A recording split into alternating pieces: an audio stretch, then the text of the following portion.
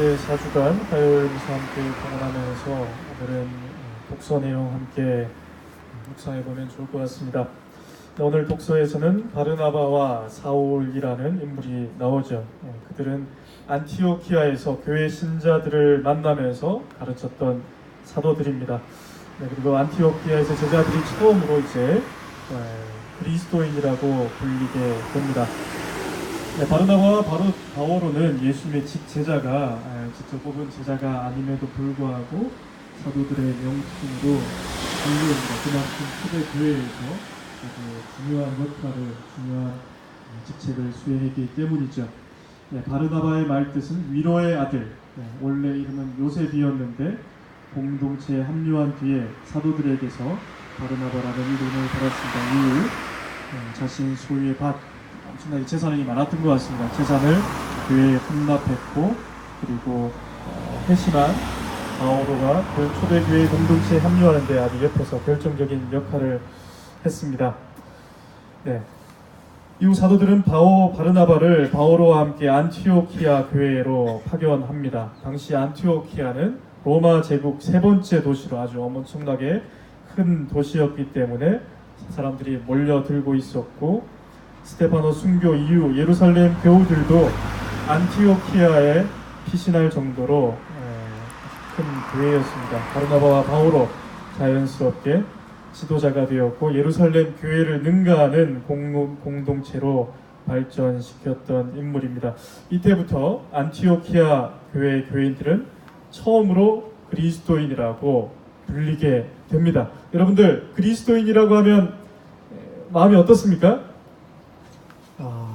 처음으로 안티오키아 교회에서 그리스도인이라고 불리게 됩니다. 그리스도인, 그리스도, 예수가 그리스도, 구원자, 구세주다라고 믿는 사람뿐만 아니라 그리스도가 걸어간 발자취를 따르겠다라는 사람 아니겠습니까? 그리스도가 걸어간 길을 따르지만 반대하지 않겠다, 이런 수동적인 의미는 아니겠죠. 여기 앉아있는 분들 모두 그리스도인들이죠. 여기 앉아있지 않더라도, 믿지 않더라도 익명의 그리스도인이라고 요즘에는 불리고 있습니다. 이 그리스도인이 누구인가 한번 여기 해군기지 앞에서 한번 질문을 던지고 생각해보면 좋지 않을까, 그런 생각이 들었습니다. 성경 말씀에 그리스도인, 예수님께서 나를 따르려면 어떻게 하라고 말씀하셨는지 너무나 잘 나와 있습니다. 누구든지 내 뒤를 따라오려면 자기 자신을 버리고 제 십자가를 지고 따라야 한다. 너희는 이 작은 이들 가운데 하나라도 없인 여겨서는 안 된다. 형제가 죄를 지으면 몇 번이고 용서하여라. 남을 심판하지 마라. 가장 큰 계명은 이웃을 사랑하고 하느님을 사랑하는 일이다. 이 밖에도 성경만 펼치면 엄청나게 많은 좋은 내용들이 나오고 있습니다. 어제 제주 강정 마을에는 중요한 손님들이 오셨습니다. 바로 베트남 전쟁에서의 민간인 학살로 가족을 대부분 떠나보내고 한없는 세월을 상처 속에서 평생을 살아가고 있는 베트남 분들이죠. 실제 한국 군인들의 무자비한 모습을 생생히 기억하고 있는 분들의 증언을 듣는 마음, 저희 마음도 참으로 안타깝지만 그것을 계속해서 많은 사람들 앞에서 반복해서 이야기하는 것은 너무나 큰 고통이죠. 하지만 그분들 또한 전쟁의 슬픈 역사가 계속 반복해서 일어나지 않을 수 있도록 용기를 내어서 사람들 앞에 서고 있습니다.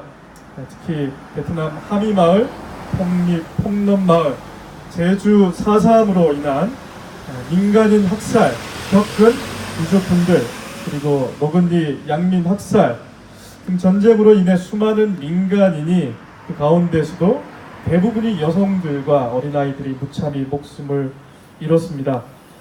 전쟁을 통해 수많은 죄 없는 사람들이 죽어가지만 이것은 역사의 일부분이 아니라 지금 여기에서 세계 곳곳에서 비슷한 상황들이 발생하고 있죠. 올여름 8월 25일 토요일이 되면 미얀마 로힝야족이라고 혹시 여러분 들어보셨습니까? 로힝야족, 학살된 지 1년이 되는 해이고 지금도 수많은 사람들이 난민으로 여기저기 헤매고 있습니다. 네, 그래서 한국의 시민사회 종교단체들이 1주년 추모식을 준비하고 있는데요. 네, 로힝야족 학살의 시작은 제주 4.3 학살과 비슷한 사건으로 이루어지고 있죠. 네, 4.3의 역사는 지금도 세계 곳곳에서 이루어지고 있다라는 이야기가 될 것 같습니다. 네, 로힝야족 짧게 한번 우리가 살펴본다면 미얀마에 사는 아주 소수 민족이죠. 유일한 무슬림 민족입니다. 네, 그간 무슬림이라는 이유로 불교 국가에서 제한된 권리, 박탈된 권리를 가지고 살아오고 있습니다. 네, 미얀마로부터 국적을 부여받지 못해서 모든 권리를 잃고 있는 것이죠. 의료받을 권리, 교육받을 권리, 취업의 권리, 생존을 위한 권리를 잃고 현재까지 살아오고 있습니다. 현재는 미얀마 정부와의 충돌로 국내 거주지는 난민 캠프에 갇혀 살고 해외 도피자들은 무국적 난민으로 여기저기 흩어져서 살고 있죠. 태국, 방글라데시, 인도네시아, 그리고 무단 살상과 여성들의 인신매매 위험에 노출되어 있습니다. 네, 로힝야족이 핍박을 받고 있는 이유 여러 가지가 있습니다. 네, 그 가운데서도 영국 식민지 지배 시절에 자신들의 지배를 영국 군인들이 강화하기 위해서 주변에 있는 무슬림 민족들을 데리고 와서 지금 불법 이주민으로 거주하게 만들었다라는 사실. 하지만 그 이전부터 로힝야족은 미얀마에 살고 있었죠. 그리고 불교 민족주의, 이슬람 혐오주의, 소수 민족 극우주의로 반이슬람 인종주의가 지금 미얀마에서 퍼져가고 있습니다. 네, 또한 미얀마 군부 안에는 강경파, 온건파 여러 가지 파가 있는데 그 가운데서도 군부는 강경파, 중국의 1대1로 정책을 지지하면서 미얀마 엄청난 지하 자원 개발을 목적으로 로힝야족을 집단 이주시키고 있습니다. 네, 현재 미얀마에서 방글라데시로 들어오는 난민 숫자가 파악이 될까요? 네, 파악이 되지 않고 있습니다. 난민 캠프 안에서도 이동이 계속해서 일어나고 있는 것이죠. 네, 현재 20개 이상의 캠프에 90만 가량 거주하고 있습니다. 지금 이제 우기가 시작되는 몬순이 시작돼서 거주지, 제방, 기본적인 쉘터, 난민터 보완 작업이죠. 네, 또한 종교 문제로 남자는 학교에 가지 못하면 일터로 가야 되고 여성들은 남성과 함께 밖으로 나가지 않으면 스스로 혼자서 나갈 수 없을 만큼 아주 여성들은 열악한 인권 피해에 속해 있습니다. 네, 현재 로힝야족은 미얀마에 20만 내외가 현재 남아있고 대부분 방글라데시로 넘어갔습니다. 보트피플, 보트를 타고 옆 나라로 계속해서 이주하고 있죠. 인도네시아 아체에 도착했고 2주 전쯤에는 태국을 거쳐서 말레이시아에 지금 복도 도착하고 있다고 합니다. 네, 인딘마을, 미얀마 인딘마을에는 10명이 학살되었습니다. 그리고 로이터 기자가 2명이 구금되었죠. 네, 이렇게 민간인 학살은 세계적으로 계속해서 자행되고 있습니다.